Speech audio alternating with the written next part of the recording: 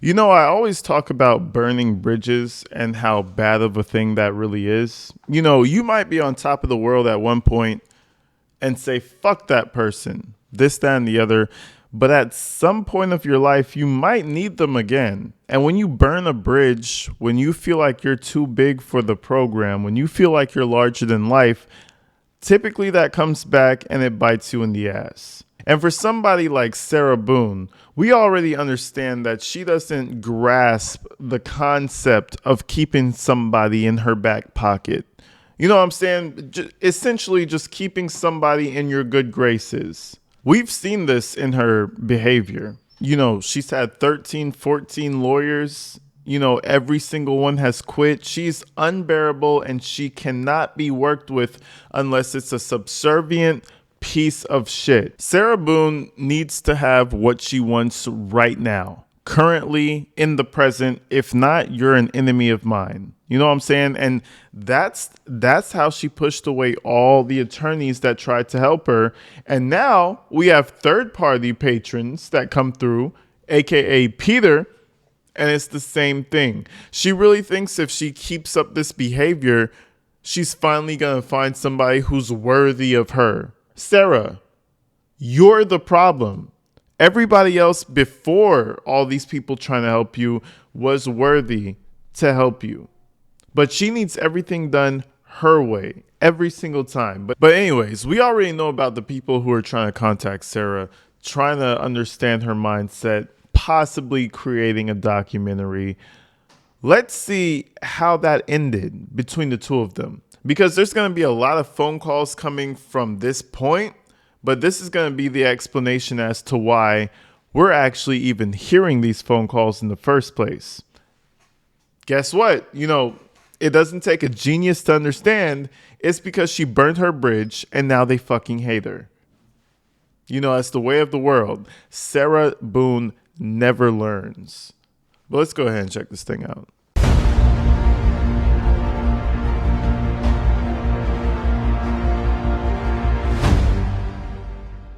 By the way, before we continue, these are all emails. These are not phone calls. So before we continue again, these are all emails, and the creators who uploaded this video, shout out the Third Rail True Crime, they dubbed it in some type of AI voice. So the voice that you hear is all AI. It's not Sarah Boone and it's not the sender. So we're going to go ahead and see what the sender said and take it from there. Sarah, this is my final message to you. We started this with the best intentions, to give you a voice and to make sure you weren't left without representation. From the beginning, we never believed your innocence, but we gave you the benefit of the doubt. That courtesy has run out. You are a murderer. You planned this. You locked someone in a suitcase, listened to him beg for his life, and did nothing. Then you tried to cover it up with a childish lie. You threw him down a flight of stairs. You beat him with a baseball bat and mocked him as he pleaded for his life. And this was all a plan. You wrote to George's brother that hide and seek you shall, well before this murder ever took place. The emails, the story, the timeline, it all exposes you. The world isn't stupid, Sarah. You are. If you need proof, just look at the simple fact that you could be out of jail by now if you took responsibility. And that's the biggest thing, bro. She could have taken a plea deal. That's the biggest thing about Sarah Boone in this entire case for me. She's an idiot. She fancies herself to be this, like, you know, she thinks that she's this mastermind and she understands the law and she's able to represent herself. But if she's not able to, she can create a flyer and find somebody. She's an idiot. She could have taken the plea deal, given immense amounts of remorse, say sorry to the family. Sarah Boone could have been free. But instead, she wants to go and fight every judge, every attorney, just so that she can have her say so. At the end of the day, you know, Jorge Torres is dead, but she still felt like she needed to get her point across over his. She could have just bowed out, took the plea deal. I was wrong, but no, that wasn't worth it. You know why? Because Jorge was in the wrong. Or George, you know what I'm saying? He was the one that was in the wrong, and I'm going to fight for that until my dying breath. Now look at you. You have a life in prison. Shit is crazy. And you know what? Good for her. Good for her. I'm so proud of her that she stood by her beliefs. She could have been a free woman by now. But instead, she's in jail for the rest of her life.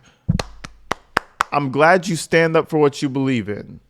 Remorse and took a plea deal. But the demon that is inside of you wouldn't allow that. You've shown no remorse, no apology, no regret. You are dangerous. You should never see freedom again. Your son is better off without you in his life, and if you cared about him, Sarah, you'd put him first instead of dragging him through the shadow of your crimes. I am ashamed I ever invested this much in you. I thought if I gave you trust, you might tell the truth. I hoped there was a human being worth saving underneath the narcissism, but there isn't. You had moments where I thought I saw something good. And see, that's where you make a mistake. Somebody like Sarah Boone, you can't, it's like an old dog can't learn new tricks. If somebody's been ingrained in hatred and self-pity, self-loathing, always feeling like the world is against you, you can't fix that. You can't. And Sarah Boone is the poster child to everything of the sorts. You know what I'm saying? I will admit, Jorge and Sarah, they probably hit each other. He probably hit her. She probably hit him back. It was a bad relationship. But for her to go ahead and say that she was the sole victim, that's absolute bullshit. 9 times out of 10, people like this never change. They never change. And you're going to hear in the phone calls coming up, she's over here bitching about inmates. She's over here complaining about everything under the sun. People like this don't change. Let's continue. What a pathetic waste that turned out to be. Here's the reality. You are a monster. The kind people fear is hiding under the bed. There is no redemption for you in this life without brutal honesty. Tell the truth. Explain what you did and why. Admit it to the world and to yourself. Without that, you will die exactly as you lived. Selfish, manipulative, and empty. You say you have found God, but know this. So long as you live with that lie in your heart, you are only praying to the devil. I don't expect you to surprise me. Monsters don't change. But for your son's sake, for whatever shred of decency you once had, I hope you prove me wrong. Peter. I mean, and it's pretty obvious that she's a fucking monster. I feel like it kind of takes some people to realize, like, dealing with her personally, she has no regard for anybody but herself. This is a self-sufficient, personal-only demon. She doesn't have empathy like other people. Like, oh, the homeless person, let me give him $1. No, Sarah don't give a fuck. Sarah does not care. She doesn't have that gene in her body. But, this was what happens after months of communication trying to help this woman. You know what I'm saying? And on top of that, you're going to obviously try to act like you're helping so you could get some information. I feel like it was all for nothing. Sarah didn't provide anything useful. But, we'll get into the phone calls soon.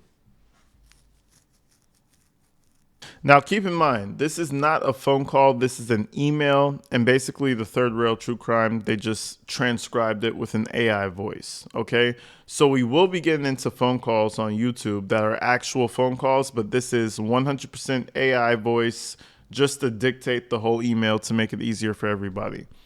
Let's see what Sarah said to respond. We could definitely read along. God for this message proving your retaliation, manic moods, and unprofessionalism. I've been stating to the appropriate authority. Retaliation, manic moods. How is this retaliation? Explain how this is retaliation. This is somebody trying to help you. Granted, this is something, it's transactional. He wants an interview. He wants information. But this is someone who's taking their time out of their day to facilitate your fucking bullshit. And you're going to say they're retaliating against you? Listen, Sarah, these are the only people on this planet Earth that actually will spend the time to hear your side of the narrative. And you're going to call them Man, listen. Let's continue. To make sure I am still my own best advocate. You wrote before I could correspond with you, as I wanted to be professional and polite in advising in my seriousness to disassociate myself from you, and being advised by said appropriate authorities that both of you have been removed as my visitors. Also to ask please to cease and desist in anything. And that's how you know it's Sarah. The way she puts that please behind everything. She's such a bitch. I would like to ask please that you're removed from my wait list, please. I'm t- and this is what every sad friendless individual does. The second there's a little bit of conflict, there's a little bit of pushback, we may need to have some sort of a conversation, they try to get rid of you. Let's keep it a bean, let's keep it real. It's because they can't handle the conflict. Their emotions are not stable enough. And that's Sarah Boone. She's a piece of shit, nobody who thinks that she's more intelligent than the actual program. Listen, you're going to be in jail forever. I know she's over here thinking that talking with Pete and over here, you crying on the phone is going to change something. Oh, it's not going to change shit. All you're doing is providing content for everybody else. You dumb bitch. Let's continue. And everything now and future involving or regarding me, for reasons known and recorded. I hope you can be professional in going our separate ways and understand all of my very legitimate reasons for this life-saving disassociation. Nicole can Jesus Christ. She called it a life-saving disassociation. Mind you, these are the only people calling her day to day, having conversation, appeasing her little bitchy ass attitude, day to day, reminding her that she can do this and maybe we could get an appeal, all to get a little bit of information. And she's going to call this shit a life-saving disassociation. This is, listen, ungrateful bitch. And this is probably the same thing Jorge Torres was dealing with. Just an ungrateful bitch. Ouch. Also, if needed, I will send a copy of your message and my response to your attorney so they are aware our severed ties. I have their information from receiving the now voided agreement with you all, which I will include also. Thank you for your reply stamp to say how very sorry and saddened I am. You are obviously more miserable than I thought for you to say all in your message to me. I'm glad I kept my reservations about you. With failed businesses and incarceration yourselves, let's ask this. Who's really in prison, Peter? Stop whining and try to... I'll tell you what, bro. If any one of these motherfuckers actually have gone to prison, guess what, Lisa? Not Lisa. Why did I say Lisa? Guess what, Sarah? They're out of prison contacting you. But you know, the interesting about you, in your circumstances, you're going to be in prison for the rest of your fucking natural life. Imagine that. You know, this is just projection.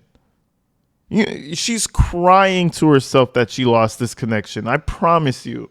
They probably got vulnerable with her, gave her some inside information like, hey, Sarah, I've been to prison too.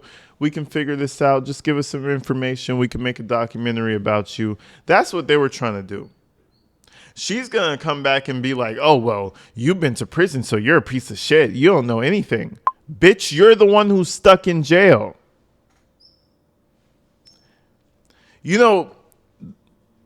There's a difference between having strong will and just being a stubborn idiot. There's a fine line between the two. Being strong-willed is commendable, but being a fucking unmovable idiot, well, that's just sad.